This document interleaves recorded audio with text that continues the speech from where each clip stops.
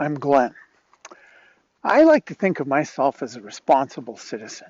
I always vote, I pay my taxes, and I'm a little concerned.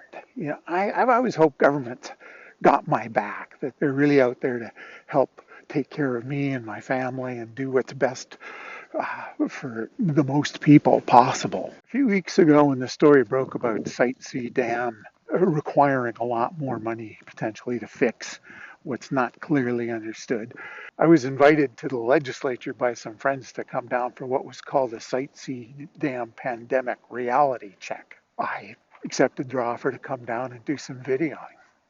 Here's what people had to say. Start with Terry. I have a quote directly from the Globe and Mail, whom everybody knows you should believe. And it says, the promoters of Site C overestimated the benefits, they underestimated the risks, they ignored the alternatives, and worse, they skirted a real review. And that's straight from the Globe this year. The Globe and Mail worried about Site C Dam in BC. I don't necessarily agree with Terry's assessment of the Globe and Mail, but I'm sure a lot of other Canadians do. Then I listened to Steve. I'm so pleased that BC Hydro's reported the problems we're having at Site C, and so pleased that the government is launching this financial review of the situation. It looks like this is going to cost a lot more money than people first expected. With the geotechnical problems underlying the dam, we must not divert the river this fall. Let's finish that financial review and have a geotechnical review in its entirety. So if this reasonable guy thinks that the whole thing should be put on hold until the proper geotechnical review is done, I mean, maybe there's something going on more than we know. Jackie made her points clear. Let's talk a little bit more about the geology. As early as 1991, the geographical branch of this province said these slopes were too unstable and any activity should be extremely minimized. This is 1991. And in 2017, when the NDP government ordered a review, which led to the decision to go ahead with the dam, they explicitly excluded geological considerations from the review. Ken had some good questions too. First of all, this project is an act of environmental vandalism, whichever way you look at it. But secondly, not enough attention has been paid to the geotechnical problems, particularly on the right bank.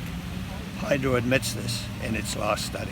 It now doesn't have a design, yet it has let the contracts. Where are we going from there? This is a mess. Where do we go from here? I was starting to get worried. The government seems to be missing in action. Is this dam even safe to build in this location? Jack was really passionate about the money. Sorry, I can't get up. It's not that I've got COVID. I'm just too weak to get up. These damn bags get heavier with every BC Hydro report. First there was 6 billion, then 8 billion, 11 billion, 14 billion. When's the next? 16 billion, 19 billion? I don't know. That made me laugh. But what kind of government would spend those kind of dollars on a dam at that high risk of failure? I had started to spend then. Then Barbara spoke. Oh, do you know what a waste this is? Do you know how much affordable housing could be made for this money? It's a waste, and they're building it on shale. And they haven't even respected the First Nations treaties. This is dreadful. Get rid of it. Shut it down now. You can see my dilemma. Is it true that my friends are telling me?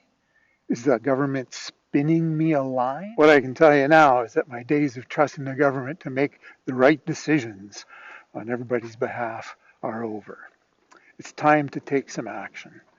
Tell your friends, call your MLA. Site C needs to be stopped.